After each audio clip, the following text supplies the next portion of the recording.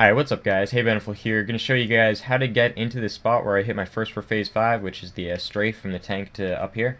It's a pretty sick spot. I'd like to see like a lot of cool shots, like definitely some more distance ones than what I hit, but it's pretty good for like the first one for phase. But before I even get into the strafe jump from there to there, I'm just going to teach you guys how to strafe if you don't know already.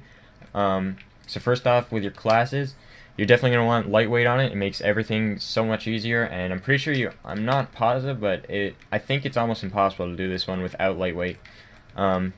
So you want to use a lighter secondary, which is the lightest one or the easiest one to jump with is definitely the ballistics knife or definitely like a pistol or something.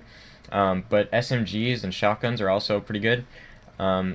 Definitely don't use a sniper or like an LMG or something, because those are just you can just tell when you like jump and stuff with a sniper or even like sprint, you're just way slower than if you're using a pistol or like a pistol or a ballistics knife. So you definitely want to have your secondary out when you're jumping. You never want to use your sniper. You guys might notice a lot, I always teabag or like just crouch and stuff before I jump. That's just like an old habit I got from playing COD 4. I used to glitch on COD 4. That's kind of how I got into YouTube and stuff. But it's just a trick to get your stamina back, because you know, if you were jumping and sprinting and stuff and you tried to jump after doing all that stuff, you don't really go as far or jump as high. So that's just an old trick I learned from COD 4 and just kind of stuck with me. So to do a strafe, basically what it is when your guy moves in like a C almost, like a little curve before you jump, and you go a lot further than just if you were just a sprint. Some things that people always confuse with strafing is they think it's just all about just turning when you jump, and that's not it at all. It's all about your body's movement. So your body has to go in a curve. So you don't even have to use your right analog stick. You can just strafe by walking in a curve or sprinting in a curve. So that's how I usually mix the two together. I do like a quick little curve with my left analog stick and maybe just a small one with this analog stick, and you go a lot further than if you were to just sprint. So you want to do, let me switch out my class real quick.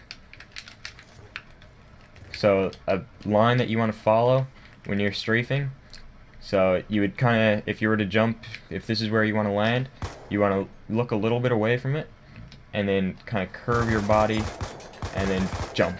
So you want to follow this line and you go way further than you would if you were to just sprint jump. You can barely make this jump when you just sprint, and then if you were to strafe, it's a lot easier. So also another thing, when you're jumping, when you're in air, you don't hold forward or don't let go of your controller. You want to continue with that curve. So if you're turning to your left when you're strafing, you want to continue to hold over to your left when you're in air, and that'll make you go so much further, and just it'll just continue the strafe through the air. So you want to curve to your left and then hold over to your left, and that's how you go the furthest. Alright, so after you guys get the strafing down pat, I would never say just straight up go for this spot, like right off the bat if you've never strafed before.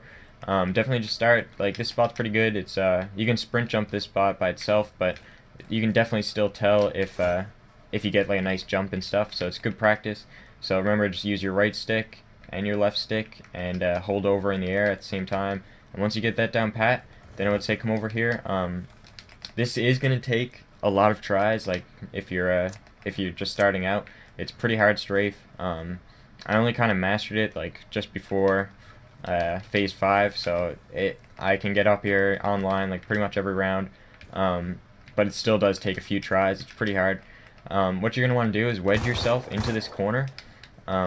You can just strafe like straight up to the top of this and you will get up, but it's a much harder strafe. There's kind of like a lower ledge that you can see, and you'll land on that.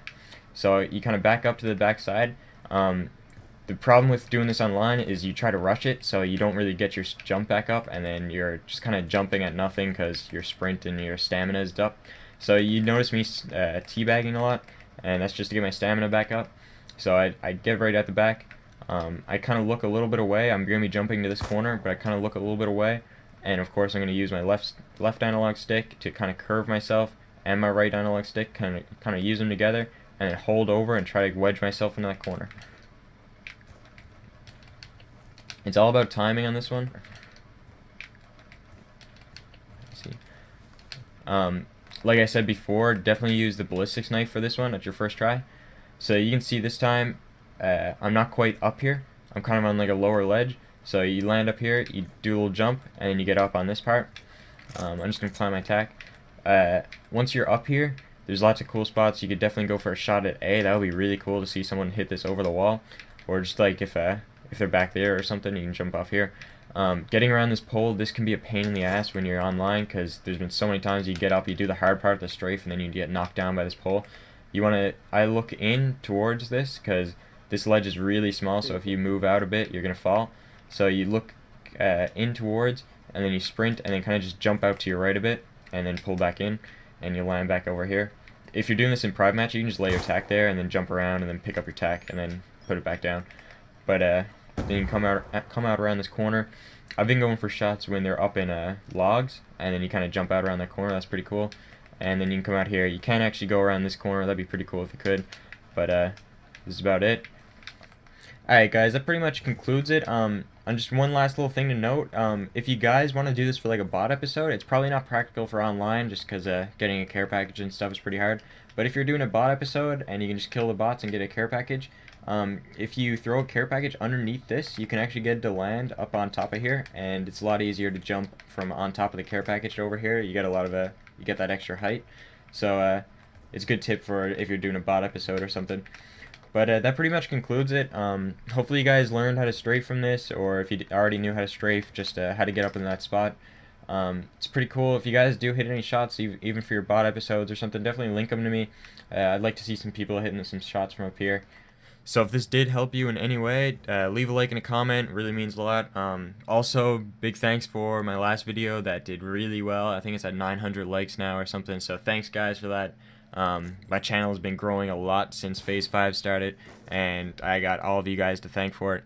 So leave a like and a comment if this helped you guys with strafing and stuff. This has been HeyBeniful. I'm out. Peace.